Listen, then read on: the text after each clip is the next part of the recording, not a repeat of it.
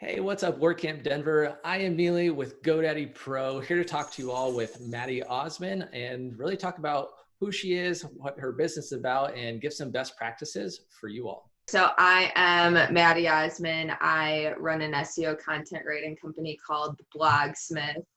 And what else is there to say? I don't know. I'm 29, living in Denver, and excited to have another year of WordCamp Denver. I'm also one of the co-organizers. That is awesome. What do you do as a co-organizer?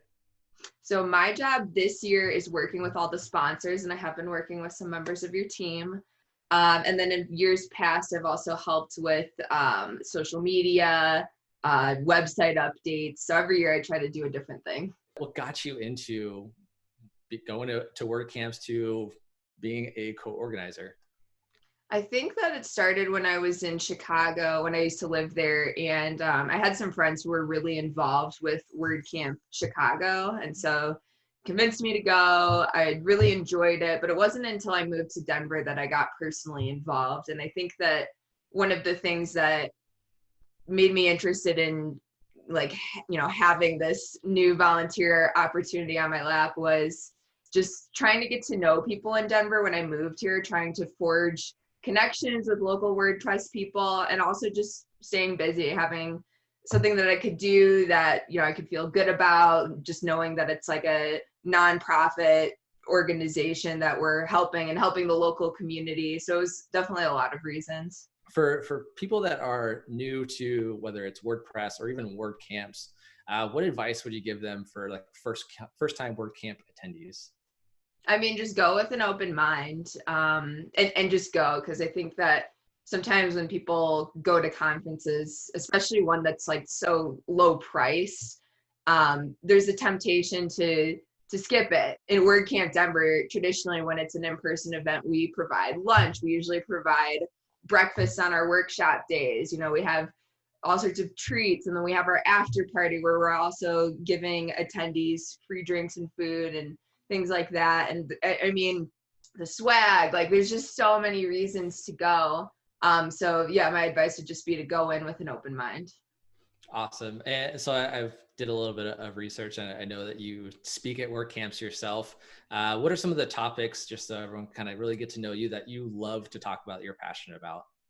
Sure. So, I mean, anything along the lines of SEO content. And this year for WordCamp Denver, I'll also be speaking. And the topic that I'm going to be speaking about is about transitioning my business from being me as a freelancer to more of an agency model. And it's something that's definitely, I'm still in the middle of doing that. So it'll be interesting to share kind of the trials and tribulations of making that jump and, just trying to scale a business.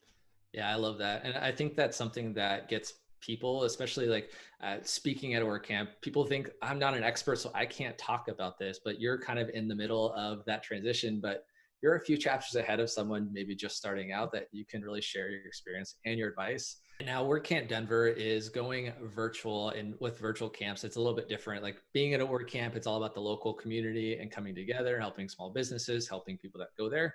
How have you all been adjusting to that with the virtual space?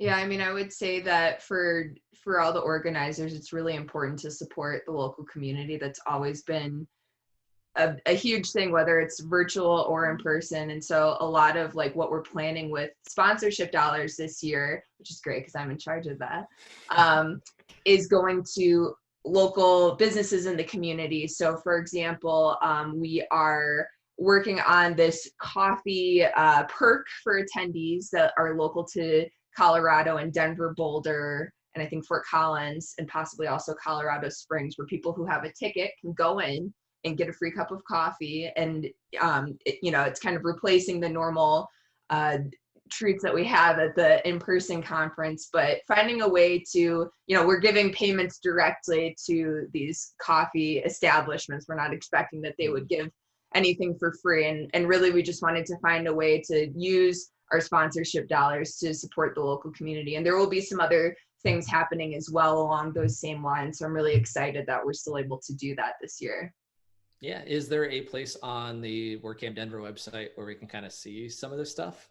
Yeah, so what'll happen is attendees will all be emailed a link and password to a virtual swag bag, and it's full of exclusive offers from sponsors. It'll have all the information about sponsored Zoom rooms that are happening during the event, as well as any giveaways that sponsors are doing. And so the details of redeeming that perk will be part of this password protected exclusive swag bag.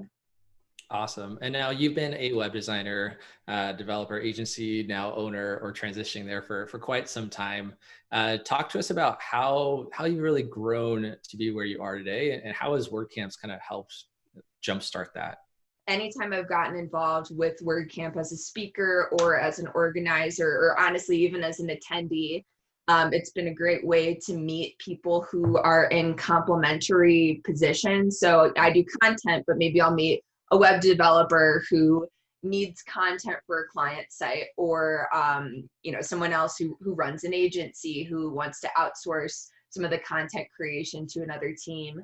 When I started to hit a wall in terms of what I could produce on my own, for the past couple of years, I've actually worked with some virtual assistants who help me with various administrative tasks, research tasks. And so basically these people help to tee me up for when I'm creating content. And now it's just a matter of sort of expanding that process to also find, like, I just recently hired an editor. I'm working on hiring additional writers. And it's luckily, the fact that I had worked with these virtual assistants in the past that make that whole process of hiring, onboarding, and sort of ongoing management a lot easier than if I was just jumping into that now. So I think, like, the biggest takeaway that I could give people is the sooner that you accept that you don't have all the time in the world and you don't have all the skills in the world, you can only know so much, you can only keep up to date with so much.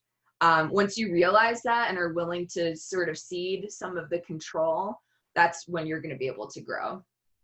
All right, so thanks so much, Maddy, for taking us through kind of your experiences with WordCamp and just your business in general.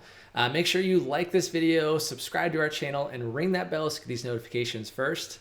We'll see you next time.